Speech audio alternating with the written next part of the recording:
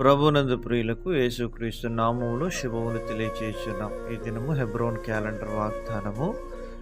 ఇదిగో నా రక్షణకు కారణభూతుడగు దేవుడు, నేను భయపడక ఆయనను నమ్ముకొనుచున్నాను.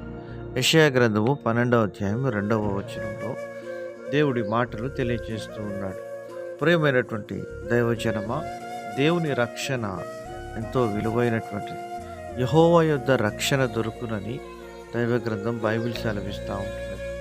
దేవుని యందు నమ్మిక ఉంచి భయపడక ఆయన వైపు చూస్తూ మన విశ్వాస జీవితంలో ముందుకు సాగినప్పుడు మనకెంతో దీవెన ఆశీర్వాదం ఉంటుందని దైవ గ్రంథం బైబిల్ సెలవిస్తూ ఉంటున్నది. యెషయా గ్రంథం 45వ అధ్యాయం 17వ వచనంలో అంటున్నాడు, యెహోవా వలన ఇశ్రాయేలు నిత్యమైన రక్షణ పొంది ఉన్నది, మీరు ఎన్నటెన్నటికీ సిగ్గుపడక విస్మయముందకయు నుందురు అని దేవుని వాక్యము సెలవిస్తుంది. ప్రియమైనటువంటి దేవుని ప్రజలారా, ఇశ్రాయేలుకు దేవుడు నిత్యమైన రక్షణ అనుగ్రహించినాడు.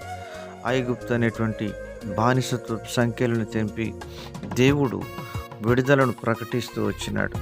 క్రీస్తులో లోకమనే ఐగుప్తు నుంచి విడిపించి క్రీస్తు యేసు అనే కానానులోనికి దేవుడు మనల్ని నడిపించి ఆ నిత్యమైన విడుదలను నీకు నాకు అనుగ్రహిస్తూ వచ్చిన దేవుడుగా ప్రభువైన యేసుక్రీస్తు వారు మన పక్షంగా ఉంటున్నారు. యెషయా గ్రంథం 62వ అధ్యాయం 11వ వచనంలో అంటున్నాడు, ఆలకించుడి, భూదిగంతముల వరకు యెహోవా సమాచారం ప్రకటింపజేసి ఉన్నాడు.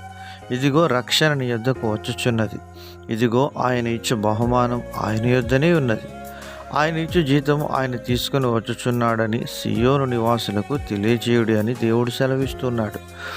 ప్రియమైనటువంటి దేవుని ప్రజలారా, మరి ఇదిగో రక్షణ నీ యొద్ద ఉన్నదని దేవుని వాక్యము సెలవిస్తూ ఉన్నది. ప్రియమైనటువంటి దేవుని ప్రజలారా, ఆయన ఇచ్చు బహుమానము ఆయన యొద్దనే ఉన్నది. దేవుడు నీ కొరకై ఏదైతే సిద్ధపరుస్తున్నాడో ఆ బహుమానం మనం పొందుకోవాలి అంటే మనము విశ్వాసమునకు కర్తయు దాన్ని కొనసాగించువాడునైనా యేసు వైపు చూచుచు మన ఎదుట ఉంచబడిన పందెపు రంగంలో ఓపికతో మనము పరిగెత్తవలసిన వారంగా ఉంటున్నాం.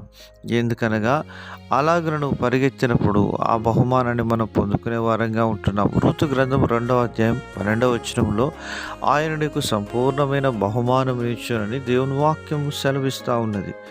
ప్రియమైనటువంటి దైవజనమా, ఆయన యందు విశ్వాసం ఉంచి మనము భయపడక విశ్వాసంతో ముందుకు నడిచిన ఎడల మనం దీవించబడే వారంగా ఉంటాం.